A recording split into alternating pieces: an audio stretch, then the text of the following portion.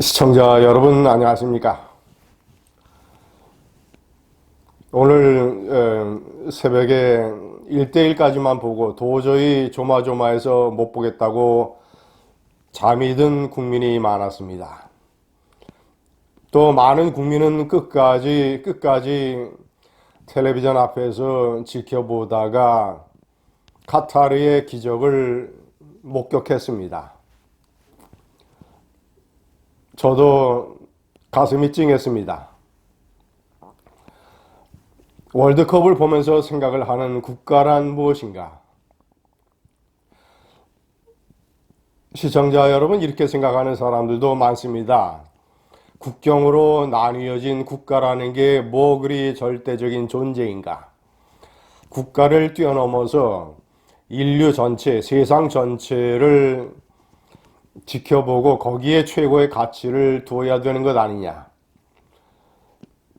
뭐 이런 일리가 있는 논리이겠습니다만은 인간은 피투체, 자신의 의지와 상관없이 세상에 던져지는 존재이고 자신의 의지와 상관없이 국가라는 공동체 안에 던져집니다.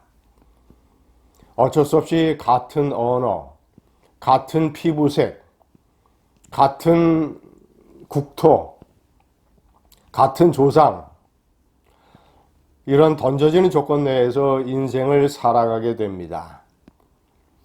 그래서 국가라는 공동체라는 단위를 기반으로 인류애와 인간으로서의 어떤 가치를 실현을 하면서 살아나가는 것이죠. 국가는 그런 인생의 하나의 터전이고 터널이고 우리가 결코 떠날 수 없는 운명적인 존재입니다. 세상이 그렇게 만들어졌습니다. 모든 하나의 언어만 쓰고 모든 피부색이 같고 모든 조상이 같고 그리고 지구라는 전체의 국토 안에서 생활을 한다면 하나의 국가, 하나의 인류이겠습니다마는 세상이 그렇게 만들어지질 않았습니다. 시청자 여러분, 1차전, 2차전을 뛰지 못하고 햄스트링 부상 때문에 벤치에 앉아있던 황소 황희찬. 얼마나 꿈의 무대 월드컵을 뛰고 싶었겠습니까? 그가 그라운드에 뛰어들자마자 씩씩거리면서 황소의 숨소리를 내면서 결국 일을 저질렀습니다. 그런 황희찬이가 그런 골을 넣게 할 수 있었던 손흥민, 여러 선수에게 둘러싸였는데 절묘한 패스로 기가 막힌 역전골을 만들어 내는 기반을 마련했던 손흥민. 저는 손흥민의 눈물을 보면서 울보 손흥민이지만 역시 명불허전이다. 역시 왜 손흥민인가를 보여주는 장면이었다고 생각을 합니다. 울보 손흥민이 생각한 내내 생각한 대한민국이라고 하는 국가. 시청자 여러분, 월드컵은 국가의 무대입니다. 영국의 프리미어 리그, 스페인의 프로축구 리그, 이탈리아의 세리아, 그리고 프랑스, 각 나라의 프로축구에서 뛰는 세계의 내노라는 유명 선수들이 자기의 국적과는 상관없는 그런 나라의 프로축구에서 뛰면서 아무리 기적 같은 드라마 명승부를 냈다 하더라도 눈물을 흘리는 경우는 거의 없습니다. 그런 선수들이 자기 국가의 유니폼을 입고 뛸 때는 국가를 생각을 하고 국가라는 피가 돌고 국가라는 눈물을 흘립니다. 저는 손흥민의 눈물 못지않게 벤치에 앉아있던 우루과이의 수아레스의 눈물을 가슴 찡하게 지켜봤습니다. 우루과이 출신 수아레스는 아르헨티나의 메시 그리고 브라질의 네이마르와 함께 스페인 바르셀로나 프로축구팀의 황금 트리오 공격수였습니다. 메시 M, 수아레스 S, 네이마르 N, 그래서 MSN 슈퍼맨이라고 불리기도 했죠. 자, 그가 프로축구 리그를 떠나서 우루과이의 유니폼을 입고 우루과이가 가나에게 2대 0으로 앞설 때 그는 교체돼서 벤치에 갔습니다. 벤치에서 그는 시시각각 한국과 포르투갈의 경기 전직을 지켜봤습니다. 후반 45분까지는 얼마나 좋았겠습니까? 그러나 한국이 역전골을 터뜨릴 때 수아레스는 유니폼 안에 얼굴을 묻고 엉엉 울었습니다. 수아레스의 눈물, 수아레스가 그의 조국 우루과이가 16강으로 진출하는 것이 얼마나 수아레스의 목표이자 희망이자 꿈이었겠습니까? 그런데 그것이 좌절되는 순간 수아레스도 엉엉 울었습니다. 국가란 그런 것입니다.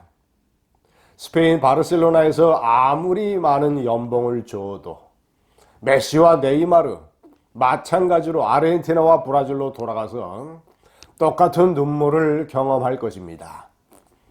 월드컵은 국가라는 눈물이 흘려지는 곳입니다. 시청자 여러분, 국가를 생각을 할 때 한국은 16강으로 갔는데 서훈은 깜빵으로 가고 있습니다. 구속영장이 발부됐습니다. 사필 규정이라고 생각을 합니다. 제가 문재인 정권에 대해서 분노하는 가장 큰 이유는 국가라는 소수의 몇몇 인간들이 권력을 잡자 자신들의 엉뚱한 이념과 사상으로 그리고 자신들이 출세하고자 하는 작은 이익 때문에 전체 대한민국 국민의 자산인 국가의 영혼을 유린했기 때문입니다. 제가 국가 영혼 유린죄로 감옥에 가야 된다고 생각하는 넘버1 문재인, 넘버2 조국, 넘버3 서훈, 그 중에서 넘버3 서훈이 먼저 감옥에 갔습니다. 서훈은 1980년 안기부에 공채로 들어간 30년 넘은 정보쟁이입니다. 시청자 여러분, 그는 대북 정보, 특히 경수로 때 북한의 금호 현장 사무소장을 지내서 북한이라는 체제가 얼마나 허울 좋은 독재, 엉터리 국가인가를 잘 알고 있었을 것입니다. 그런 그가 김대중 노무현 정권, 문재인 정권, 3대 좌파 정권에서 승승장구 출세하기 위해서 과장서부터 출발을 해서 단장, 국가정보원 3차장, 그리고 문재인 때 국가정보원장, 김대중의 정상회담, 노무현의 남북정상회담, 문재인의 남북정상회담, 여기에 실무자로 참여를 하면서 김정일을 가장 많이 만났던 인물, 얼음처럼 냉정해야 될 국정원장이 판문점 선언이라고 하는 문재인의 가짜 평화서 판문점 선언이 낭독되는 순간 눈물을 질질 짜고 손수건으로 눈물을 훔쳤던 그런 모습을 국민에게 보여줬던 눈물파리 소년 서훈. 제가 그때도 신랄하게 비판을 했습니다만은 대한민국 국민, 대한민국 국가라고 하는 존재의 서훈이 저지른 가장 큰 범죄 행위는 애국심, 국가의 영혼, 국가의 안보를 위협하는 가장 가공스러울 그런 적에 대한 환상, 이런 거짓 환상을 바탕으로 인류와 국민, 대한민국 국민을 속인 죄입니다. 국가의 영혼을 갉아먹은 넘버2 조국, 넘버1 문재인, 그들이 감옥에 갈 날을 기다립니다. 오늘 내내 손흥민과 수아레스의 눈물을 다시 봐야 되겠습니다. 감사합니다.